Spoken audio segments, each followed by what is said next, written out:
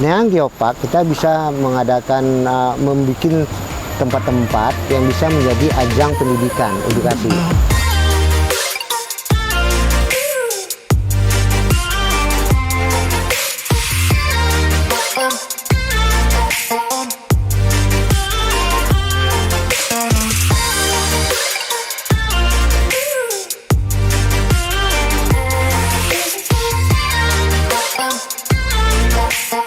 Assalamualaikum warahmatullahi wabarakatuh. Kembali lagi di program Malapa Mota Lama Pariwisata dan Ekonomi Kreatif bersama saya Riki. Saat ini kita sudah bersama narasumber Bapak Nofrizal Suantri atau yang lebih dikenalnya Om Bodal. Ini bersama kita sudah hadir Om Bodal. Apa kabarnya Om? Alhamdulillah masih sehat walafiat. Alhamdulillah. Yang bagaimana kita ketahui Om Bodal ini merupakan salah seorang pencetus lahirnya Geopark Ranah Minang di Sumatera Barat. Nih Om, kita mau nanya-nanya sedikit tentang Geopark nih Om. Menurut Om, Geopark itu sendiri bagaimana ceritanya Om? Oke, Geopark itu sebenarnya sebuah manajemen gitu. Manajemen yang diperuntukkan untuk masyarakat dengan landasan 3 pilar, bumi, budaya, dalam hal ini lebih ditekan ke kearifan lokal, dan flora fauna yang hidup di atasnya, karena 3 inilah yang saling menunjang dalam kehidupan kita sehari-hari yang berkelanjutan secara turun-temurun. Itu yang dimaksud Geopark. Jadi hanya sebuah manajemen yang bisa menggiatkan semua yang ada di muka bumi ini. Itu soalnya dinamakan Geopark, dan dalam arti umumnya itu tuh taman bumi. Oke. Jadi gini nih Om, kita kan di Sumatera Barat ini kita udah punya ada 3 Geopark nasional ya Om ya. Itu bagaimana ceritanya Sumatera Barat bisa mendapatkan predikat nasional dengan 3 Geopark itu? Jadi mungkin sedikit saya akan ceritakan sejarah kenapa Geopark juga bisa ikut di Sumbar. Jadi waktu saya habis pensiun, kalau salah 2017 awal, saya ikut ke Bandung, ke teman, ke Badan Geologi, orang sibuk cerita Geopark gitu. Jadi saya tanya apa itu Geopark. Oh, dia bercerita tentang ini. Lah Sumbar kok nggak masuk, kan juga bagus ya, orang Sumbar aja yang nggak peduli. Oke, saya inisiat, langsung saya ngomong gitu. Tapi saya bingung, lah teman gue siapa gitu Sumbar seluas itu. Akhirnya ketemulah Seladin, ketemu Arlan, ketemu Reza. Oke, jadi intinya berempat itu kita bawa ke Sumbar. Ya itulah kita kalang kabut dengan gubernur, menemu yang jelas yang sangat berjasa menghubung kita dengan Pak Gubernur segala di sini, Oni Kadispar. Ya.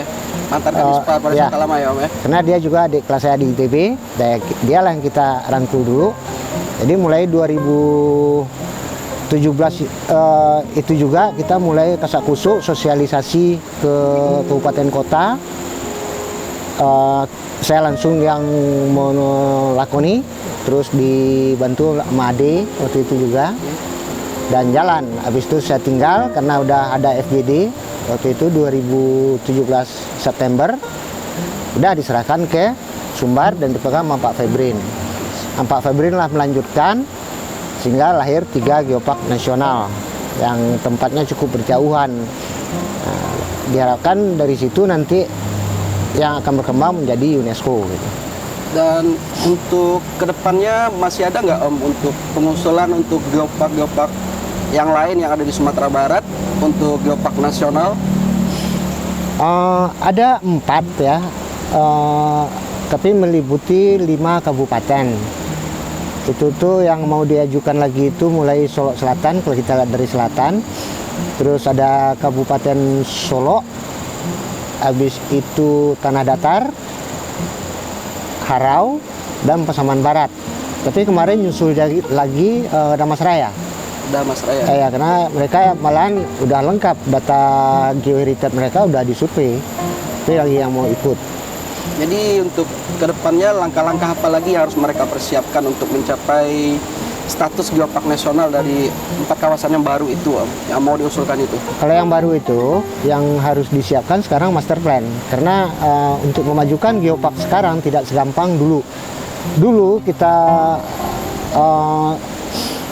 tampilkan saja keindahan alam kita secara geologi dan kita bikin dosirnya, maju, presentasi, oke, lolos. Kalau sekarang setelah keluar PP Presiden nomor 9 2019, itu tidak seperti itu lagi, karena mereka sudah mengikuti jalur yang ditetapkan oleh UNESCO. Jadi sebelum maju ke nasional, kita udah harus punya geoheritage. Geoheritage itu maksudnya situs geologi, suatu singkapan batuan sebenarnya, yang bisa menceritakan kejadian geologi di sekitar daerah itu. Dan itu tuh belum tentu dia bagus kalau dilihat, karena kalau mereka punya bentang alam yang bagus itu bonus. Tapi dalam segi menentukan situs geologi itu tidak perlu. Yang penting dia bisa bercerita tentang apa? Tentang sejarah geologi. Contohnya gini. Berarti harus dikemas lagi ya, historical untuk sebuah kawasannya gitu. Nah, ada contoh misalnya di Pasaman Barat ada namanya ophiolite. Itu tuh batuan kerak samudera yang ada di Palung. Sekarang dia ada di Pasaman Barat. Kenapa? Dia bisa bercerita. Pada batu itu jelek aja, hitam. Kalau orang awam juga nggak tertarik gitu, karena dia nggak ada air terjunnya, nggak ada bentang alam gitu. Tapi itu syarat utama dulu untuk bisa jadi geopark. Jadi harus ada geoheritage dulu, habis itu master plan, baru dosir. Baru kita bisa maju untuk sidang geopark di Jakarta. Jadi untuk saat ini kan kita udah ada 20 atau 25 geoset yang ada di Sumatera Barat sekarang ya? Kalau kita hitung Sumatera Barat ratusan loh. Ratusan ya? 20 itu per daerah itu. Oh, per daerah 20 itu. Sampai 25 ya? Kali 9 ya 180-an lah ya, 280 geoset yang ada di Sumatera Barat ya? Ya itu yang kita seleksi nanti untuk menjadi yang diajukan untuk UNESCO Geopark Global. Ya, itu kabarnya kita kan juga mau mengusulkan ke UNESCO untuk apa? Geopark UGG ya, Om? Ya. UNESCO Global Geopark. Ya. Itu tahapannya sampai sekarang tuh udah sampai sejauh mana gitu Om? Sekarang kita baru bergerak, bulan Januari ini udah 2 kali meeting apa langkah-langkah yang harus di ini. Yang jelas sekarang karena data Sumatera Barat itu untuk geoheritage sebagai fondasi dari geopark itu udah mulai terkumpul. Kita sekarang tinggal menyeleksi. Nanti seleksinya itu yang diikuti oleh geoheritage dan geodiversity-nya sehingga terbentuk suatu geosite yang kompak. Jadi kita punya berapa geosite nanti, tapi minimum harus kita punya sekitar 20-an. Jadi rencananya nanti masing-masing kabupaten kota yang udah kita survei berapa dia yang punya, itu kita seleksi mana yang bisa kira-kira bisa menjadi kelas internasional. Yang unggulannya berarti ya, unggulannya. Kota itu ya. Jadi mungkin Pasaman Barat 3 atau Harau ada 3, kita bagi gitu supaya apa? Semua Sumatera Barat dapat. Karena dulu keinginan obsesi saya membawa geopark ke Sumatera Barat. Kenapa saya kasih nama waktu itu tuh geopark Ranah Minang? Supaya Ranah Minang itu semua tersentuh. Bukan daerah yang bagus saja. Waktu itu yang top Harau misalnya, atau Ngaresiano misalnya. Saya nggak mau itu aja yang maju, tapi saya mau itu seluruh Sumatera Barat.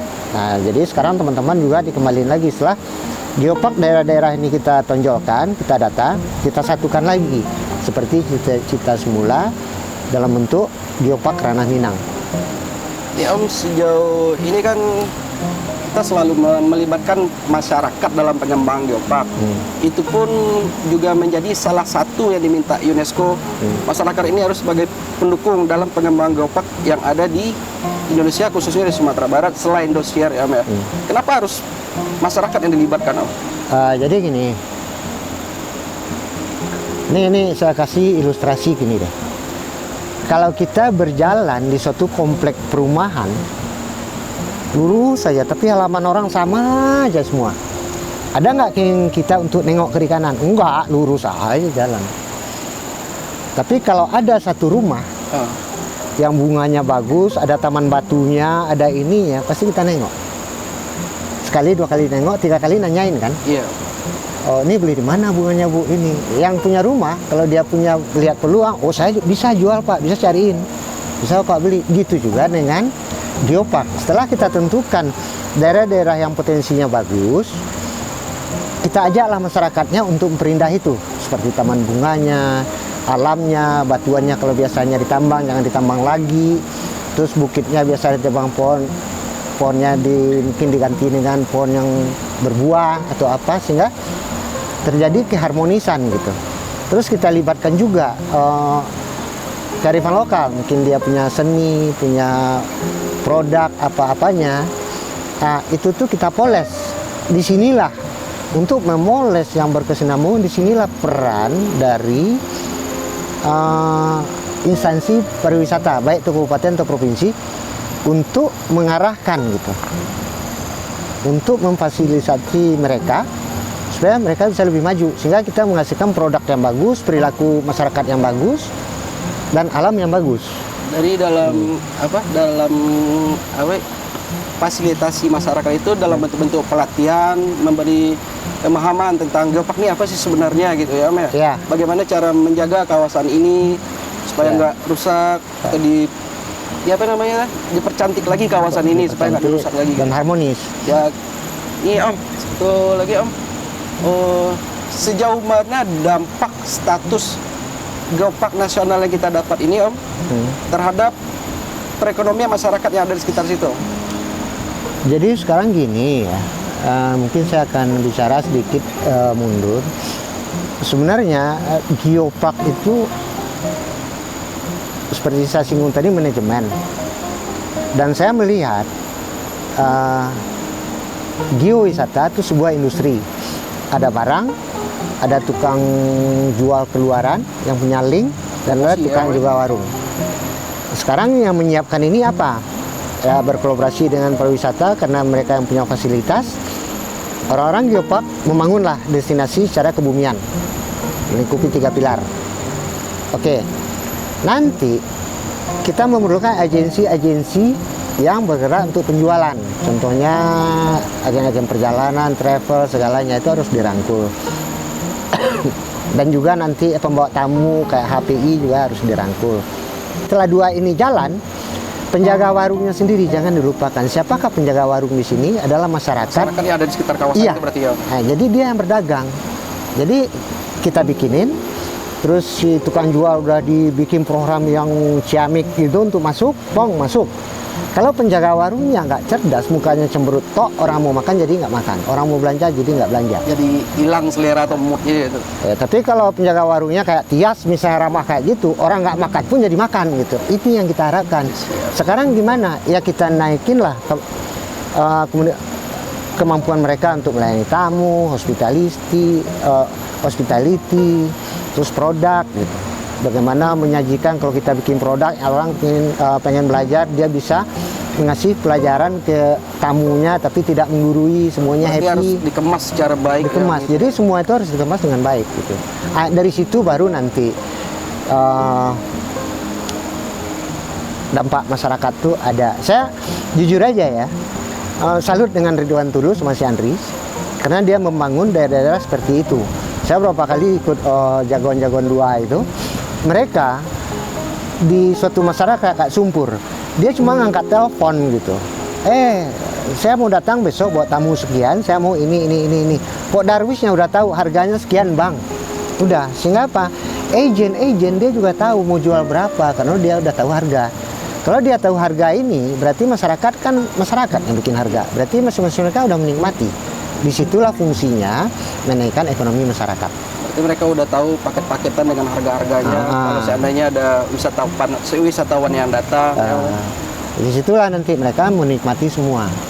Di dalam geopark ini kan ada berbagai istilah, Om. Ada geosite, geoheritage, geodiversity, terus apa satu lagi tuh? Itu bisa dijelaskan ke kita nggak, Om? Apa itu maksud geoheritage, geosite dan lain-lain sebagainya tuh?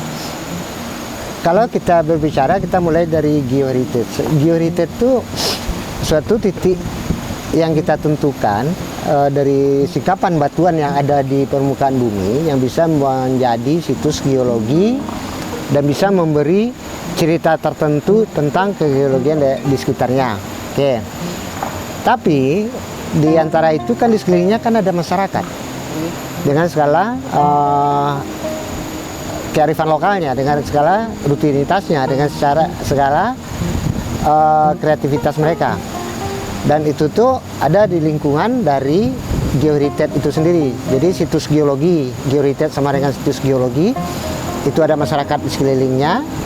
Nah, terus ada hutannya, kita lingkarilah suatu area itu menjadi satu geosite. Jadi orang melihat di situ tuh, oh alamnya seperti ini, karena alamnya seperti ini, secara geologi dia menghasilkan sejarah pembentukan bumi seperti ini. Tapi setelah batuan ini melapuk, dia menjadi suatu pelapukan tanah yang subur sehingga orang cocok bertanam, katakanlah bukit kapur untuk kayu jati misalnya kayak di Jawa kan. Nah itu ceritanya, sehingga memberikan suatu gaya hidup tersendiri bagi penduduk di atasnya, termasuk mungkin kerajinan atau makanan. Contoh makanan di daerah Jati, orang ngalas makanan pakai daun jati. Itu contoh soal yang paling kita lihat gitu. Kalau di Cirebon kita sering makan gitu, nasi gamblang kan? Nasi gamblang ya. Nasi gamblang pakai gitu daun jati ya, Nah, itu kan suatu budaya yang berkaitan dengan sejarah alamnya gitu. Nah, itu yang nama geosite. Dan geoheritage sendiri udah saya ceritakan tadi adalah singkapan-singkapan batuan khusus. Tapi kalau geodiversity itu dalam cakupan yang lebih besar, lebih besar lagi. Keragaman geologi. Biasanya kita menekankan kalau dia lebih besar, kita akan semakin bisa melihat bentang alamnya seperti apa. Di situ tumbuh keindahan. Terus kalau yang untuk flora dan fauna itu masuk dalam istilah apa tuh? Itu biodiversity. Biodiversity. Flora fauna itu tuh jangan dianggap itu tuh harus harimau, monyet, itu bukan. Tapi orang bercocok tanam di atasnya, katakanlah perkebunan kopi, itu floranya. Terus ada orang berternak sapi perah di atasnya, itu faunanya gitu. Itulah faunanya gitu. Jadi itu fauna itu termasuk daya tarik juga untuk daya tarik nanti ya. Daya tarik tertentu juga. Orang wisata kebun kopi, gimana cara metik kopi segalanya tuh kan suatu proses. Bisa satu hari berarti satu malam orang nginap di situ. Berarti satu malam lah orang bisa mencari makan dengan tamu yang datang. Tentang sapi gitu juga gitu. Jadi flora fauna pun juga sebenarnya terbagi dua. Yang satu yang jinak dan liar ya, peternakan atau perkebunan, satu liar, wild. Nah, kayak Pasaman Barat yang dijual ya wildnya aja. Iya, banyak wildnya. Kalau yang jinaknya agak susah Pasaman Barat. Susah banget. Nah. Kenapa sih Om tertarik gitu untuk membawa geopark ini ke Sumatera Barat gitu? Kenapa nggak ke daerah-daerah lain gitu? Apa uniknya Sumatera Barat ini? Kenapa saya tertarik membawa geopark ke Sumatera Barat? Ya, yang pertama pastilah, walaupun saya termasuk Minang Anyuy ya. Minang Anyuy ya Om. Tapi yang jelas masa kecil saya Sumatera Barat gitu, Bukit Tinggi. Terus teman-teman yang mensupport saya pertama itu semua juga Minang Anyuy, bahasa Minang aja nggak ini. Salah satu teman waktu kita bawa geopark ke sini namanya si Arlan, saking nggak pernah, boleh jarang sekali ke Sumatera Barat, makan di Pasir Jamba, makan apa? Pakai mesin. Pakai mesin kayak mapua ya. Habis makan ya mapua itu kuah itu tuh dia minta lagi dan minum ini. Saking enaknya katanya udah. Nah, itulah Minang-Minangnya. Semuanya Minang sebenarnya kita, tapi orang nggak kenal dia orang Minang gitu. Ada Saladin Dale, ada Reza, siapa yang kira Reza? Para alumni ITB semua ya? Enggak, Reza dari ini Undip ya. Undip. Nah, kenapa Sumbar? Pertama itu tadi saya sendiri orang Sumatera Barat, pengen melihat adalah sesuatu gitu ya. Masa kecil di Sumbar, saya nggak mau membawa sesuatu untuk Sumbar. Itu aja sebenarnya gitu. Dari sisi pribadi saya, tapi dari sisi yang lebih besar lagi, Sumbar yang digadang-gadangkan selama ini perwisatanya bagus, kenapa nggak kita kembangkan lagi dengan apa yang lagi viral di dunia internasional, itu geopark gitu, dan itu cukup bagus manajemennya gitu. Itu yang membawa saya datang ke sini. Terus yang paling utama juga, dengan geopark kita bisa mengadakan membuat tempat-tempat yang bisa menjadi ajang pendidikan, edukasi, bisa menjadi ajang konservasi, dijaga. Jadi orang dididik, kalau ada tempat yang bagus tolonglah dijaga, jangan dipaculin, bila perlu percantik.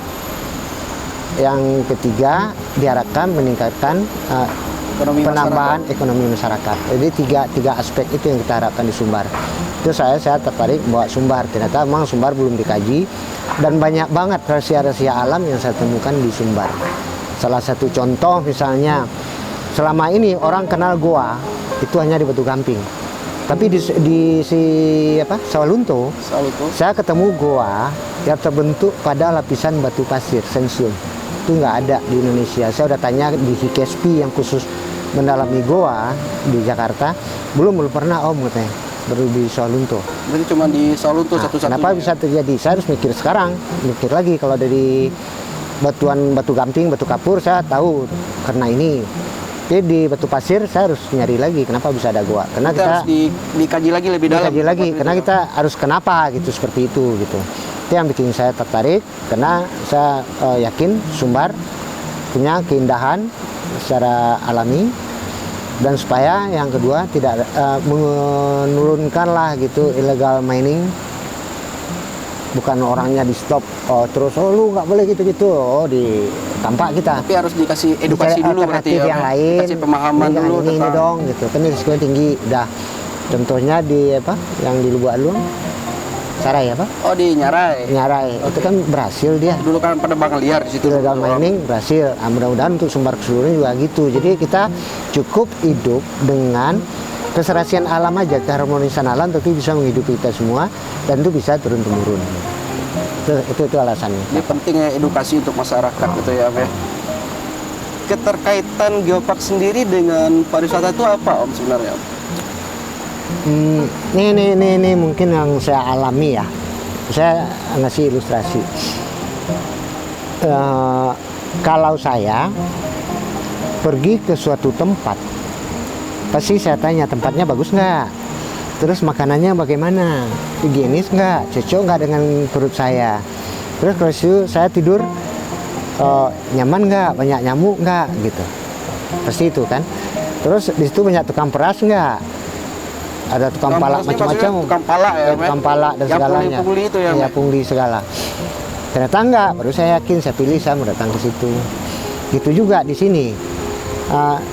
Yang kita jual itu sebenarnya keharmonisan antara alam, kehidupan, dan hutan flora fauna tadi, dan itu semuanya harmonis gitu. Itu yang kita jual dan indah. Kalau itu tuh kita jaga, tidak ada lagi tanah longsor karena pertambangan liar atau macam-macam, itu akan harmonis. Sehingga apa? Orang akan berjubun datang. Karena apa? Karakter manusia, dia akan bosan di tempatnya sendiri. Walaupun kalau kita datang ke situ bagus. Contoh kita ke Eropa misalnya, atau ke melihat bukit-bukit di Sela Es, kayaknya indah banget. Tapi kalau untuk mereka bosan. Mereka malah lebih suka cari tempat lain gitu ya. Dari tempat lain. Nah, di sinilah kita harapkan dengan keunikan yang kita jaga, sesuatu yang kita bilang bagus, dan kita bagusin lagi, itu tuh akan memberikan suatu kemauan untuk orang untuk datang. Karena gini, suatu keindahan kalau tidak ada literasi yang menceritakan itu bagus, nol, orang nggak tahu. Tapi hal yang biasa kalau kita kemas dengan literasi yang bagus, contohnya gampang aja deh. Kalau kita pergi ke situs-situs purba, yang kita lihat itu apa sih? Artefak, batu tajam, runcing-runcing. Tapi kalau dia bercerita dengan yakinnya sejarah terbentuknya batu, bagaimana gedung manusia, kita tertarik kan? Oh ya, mah hebat nih batu. Jadi itu Gitu. bisa memiliki daya jual ya, Om ya. Daya jual. Jadi literasi, jadi kita punya sesuatu yang bagus, ada literasinya, itu kan bagus. Siapa yang menikmati? Ya orang-orang pendatang terus wisata gitu. Jadi mereka tentang katakanlah bikin songket, gimana sejarah songket, diajarin mereka bikin, nggak sadar mereka tuh bisa seharian duduk di situ, bikin keranjang, mungkin masakan, kuliner, bikin rendang yang kemarin dilakukan, itu tuh akan lama mereka gitu. Disitulah ya kaitannya dengan wisata. Jadi kita bikin keharmonisan kehidupan di bumi Minangkabau, sehingga dia cantik, kita undang orang untuk melihatnya. Demi situ dia akan buang-buang uang. Belanja. Berarti dalam hal ini, dalam pengembangan geopark ini sendiri, peran pentahelik sangat penting ya Om. Sure. Harapan Om sendiri Om untuk kedepannya tentang geopark Ranah Minang ini Om, gimana Om? Kalau kita berharap ya dibangun masyarakatnya, dikuatkan mereka dengan segala kepintaran menjual, terutama menjaga dan menjual.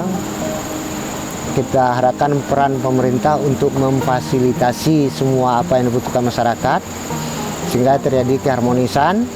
Di satu sisi kita juga berjuang untuk UNESCO, karena gimana pun di UNESCO itu suatu promosi yang sangat bagus. Jadi kalau orang melihat itu geopark nasional, katakanlah Soalunto atau Siloke, untuk masuk geopark itu orang kan pasti udah punya keteraturan, semua udah lengkap. Jadi orang nggak mikir lagi, gua ke geopark ini dong, tanpa bayang kalau kita udah UNESCO dengan segitu ketatnya peraturan keteraturan yang minta kelasnya lebih tinggi lagi, dari Eropa itu orang lihat, wah ini Sumbar ada geopark Minang nih, UNESCO geopark, udah dia nggak bakal nanya apa-apa lagi, tutup mata, udah saya prepare money sekitar katakanlah 50.000 US untuk datang tahun depan liburan ke sana selama 2 minggu.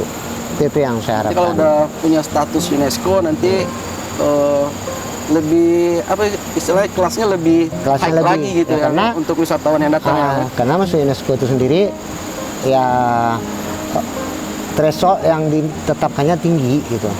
Jadi dijamin lah gitu kalau udah masuk itu. Itu udah ada jaminan sendiri dari UNESCO ya. Walaupun sekarang ini kita masih dalam persiapan ya untuk melengkapi dosier, dokumen-dokumen yang diminta oleh UNESCO itu. Itu masih berapa lama lagi prosesnya kira-kira tuh? Kalau dokumen sih mungkin nggak lama ya. Buktinya kita bisa setahun berani, nanti Oktober selesai. Cuman yang menjadi masalah sekarang itu seberapa mampukah kita membangun masyarakat untuk menyadari keindahan kampung halamannya. Berapa mampukah kita untuk menyadarkan mereka itu tuh nanti akan menghasilkan untuk mereka. Berapa mampukah kita sawah dijadiin tambang emas, itu tidak terjadi lagi. Itu sebenarnya perjuangan yang berat, dan tuh saya kira setahun itu juga nggak akan selesai. Bukan saja tim GRM, tapi kita semua, perjuangan kita semua ya Om. Bagaimana kita bisa merubah mindset masyarakat ini tentang alam, jangan merusak alam, dan tolong alam ini dijaga gitu ya Om ya. Itu sekarang yang saya galakan kemanapun saya datang.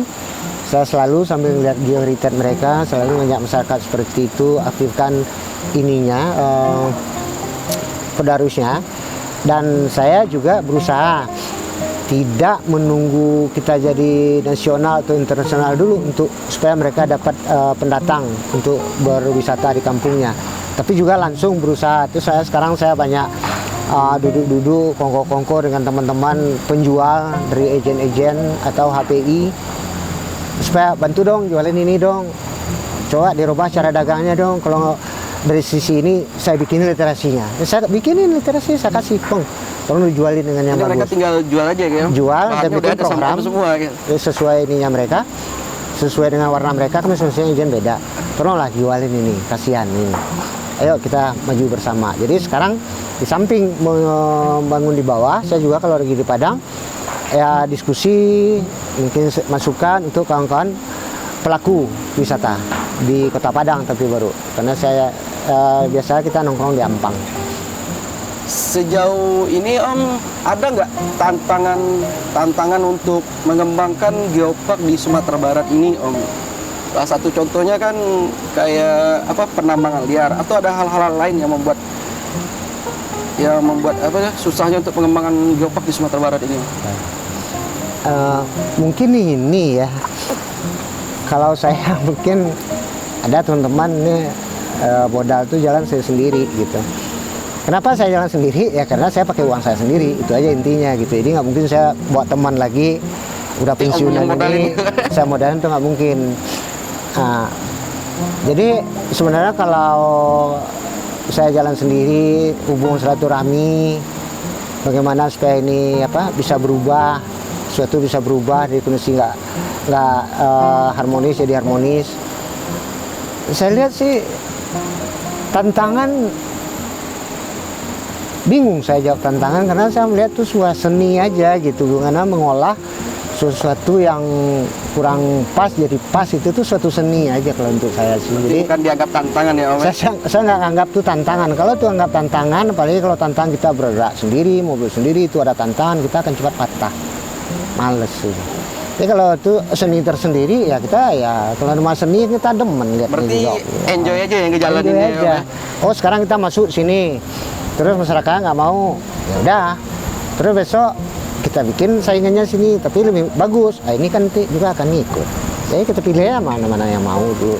Itu seni kita memainkan peran aja saya bilang sih. Jadi tantangan banget. Saya nggak mau menganggap itu tantangan. Tantangan itu pasti ada, tapi saya berusaha untuk tidak menganggap itu tantangan. Terima kasih atas waktunya Om, atas bincang-bincang Malapak ini Om. Kita berharap semoga Geopark Ranah Minang ini lebih dikenal luas nggak cuma hanya di Indonesia, tapi juga bisa dikenal oleh dunia gitu. Terima kasih banyak Om atas waktunya, dan ini kita ada bingkisan untuk Om sedikit ya Om dari Dinas Pariwisata, mohon diterima Om. Oke, makasih. Tes of Padang. Tes of Padang. Mobil saya juga yang saya bawa Ada tes of Padang juga, ya? sumber ada kaca tes of Padang juga kok. Oke. Oke. Ini ada sertifikat ya Om. Oke, makasih. Maksudnya setiap kita yang orang lapain Om, Ya. amal lapak nih Om. Ini ada sertifikat. Boleh dilihat ke situ Om. Baiklah Dusana Pariwisata, demikianlah bincang-bincang kita bersama narasumber kita Om Bodal hari ini. Dan sampai jumpa dengan edisi Malapak dengan pelaku pariwisata dan ekonomi kreatif lainnya. Salam pariwisata, Salam piti masuk.